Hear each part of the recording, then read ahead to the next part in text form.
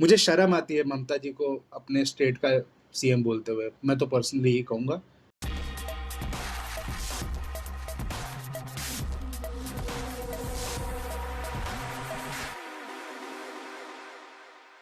नमस्कार देवी और सज्जनों, आपका वापस स्वागत है आपके ही चैनल इंटेलिजेंट इंडिया पे। मैं हूँ तुर्जो और मेरे साथ रोज़ की तरह है अभिषेक। अभिषेक जी, गुड इवनिंग, नमस्कार, कैसे हैं आप? गुड इवनिंग, नमस्कार तुर्जो जी। एज़ यूजुअल बहुत अच्छा हूँ। तो अभिषेक जी, ये आज न्यूज़ में देखा मैंने, ममता जी ने जो है अपना गोत्र बता दिया है।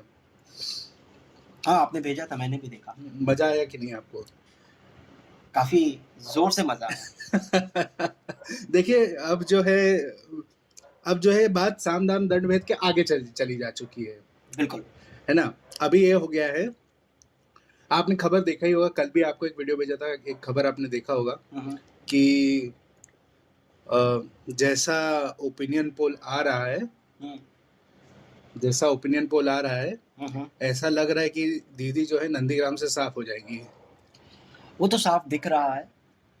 जहाँ तक अपन लास्ट टाइम बात कर रहे थे तो आपने बोला था कि अभिषेक बहुत नेक टू नेक चल रहा है, बट अभी वो नेक टू नेक से थोड़ा एक सिरा ऊपर चला गया है। नहीं, एक सिरा नहीं, अब तो मतलब ऐसा ऑलमोस्ट सर्टेनिटी के साथ ऐसा कह सकता हूँ मैं कि साफ होने के काफ़ी आसार हैं दीदी के।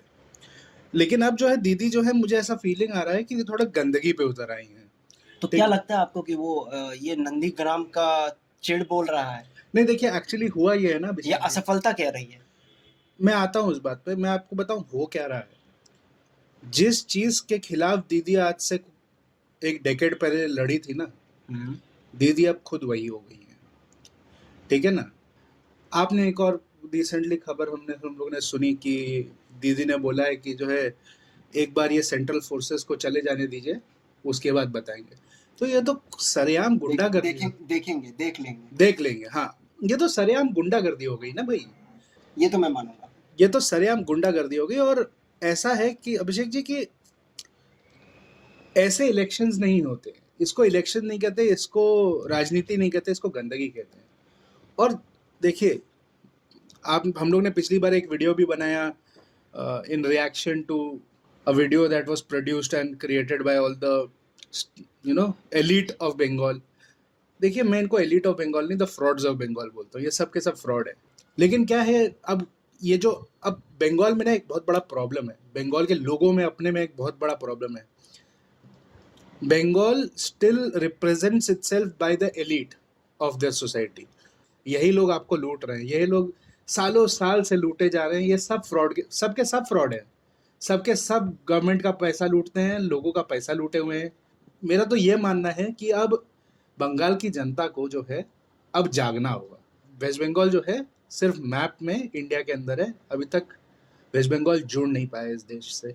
वेस्ट बंगाल का डेवलपमेंट और प्रोग्रेस जो है वो रुक गया है पिछले 60 साल से। ये तो मैं बिल्कुल मानूंगा कि बंगाल का डेवलपमेंट तो बिल्कुल बुरी तरह से रुक चुका है, पूरी तरह से रुक चुका है। इनफैक्ट कि जिस तरह से बंगाल गवर्नमेंट चलती है, साउथ गवर्नमेंट्स का भी वैसा ही है, लेकिन वो इंडिया से जुड़े हुए हैं। का डेवलपमेंट लेवल अगर आप देखोगे तो शायद हम बाकी इंडिया के किसी भी स्टेट से कंपेयर कर सकते हैं। They are highly developed, but Bengal के साथ ये बिल्कुल नहीं हो पाया है। और सिर्फ वही नहीं, और जो था वो खत्म हुआ है। It was always on a declined decline था। और दीदी के आने के बाद तो ऐसा लगता है कि डेवलपमेंट में ही चक्का जाम हो गया है। क्योंकि देखिए, ये जो चक्का जाम का जो एक कल्चर है ना कलकत्ता में और वेस्ट बंगाल में, ये खत्म करना पड़ेगा। एक वायलेंस और हिंसा, हम बंगालियों को कहा जाता था हम लोग काफ़ी सॉफ्ट नेचर टाइप के लोग होते हैं। सबसे ज़्यादा हिंसा, सबसे ज़्यादा करप्शन, सबसे ज़्यादा वायलेंस अभी वेस्ट बंगाल में।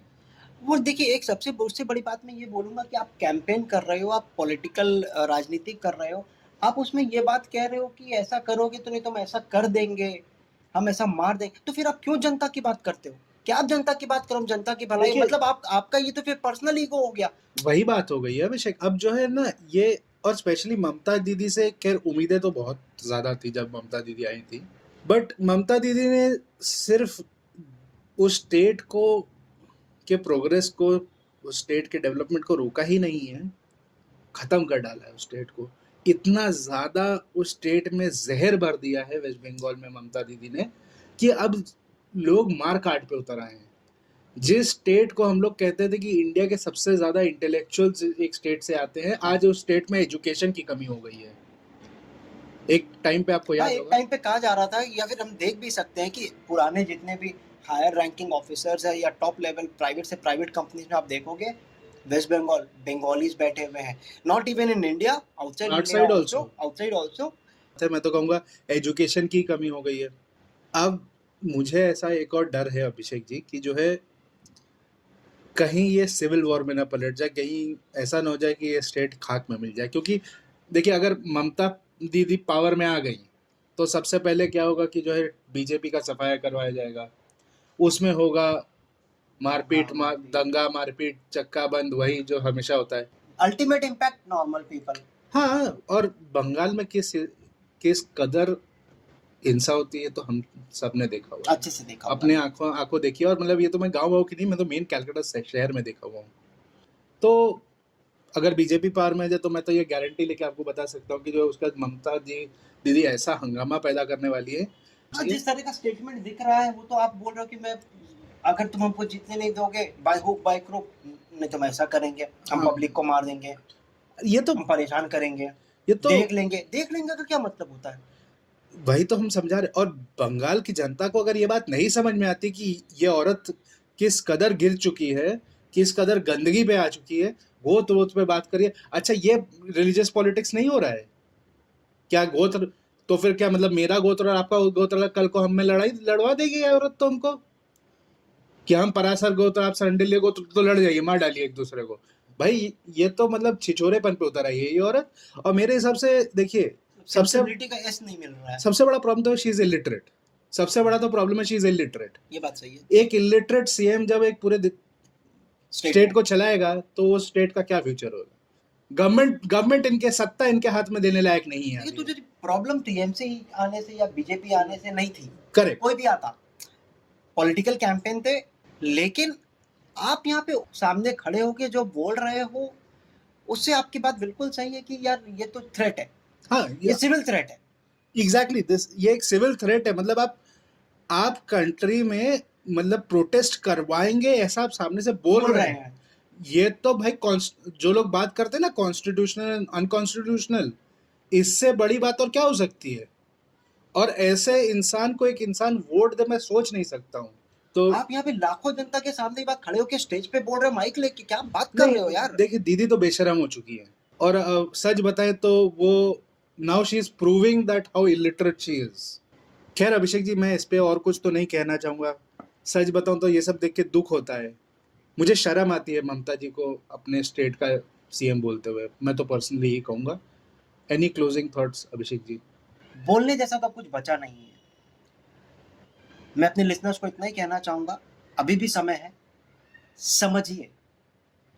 स्टेट लेवल पर नहीं, लेकिन पर्सनल इंसानियत के नाते पे समझिए, सोचिए कि आपके सामने जो आपको रिप्रेजेंट कर रहा है एज अ स्टेट, वो क्या कह रहा है आपसे। देवियों और सज्जनों, हमें सुनने के लिए धन्यवाद।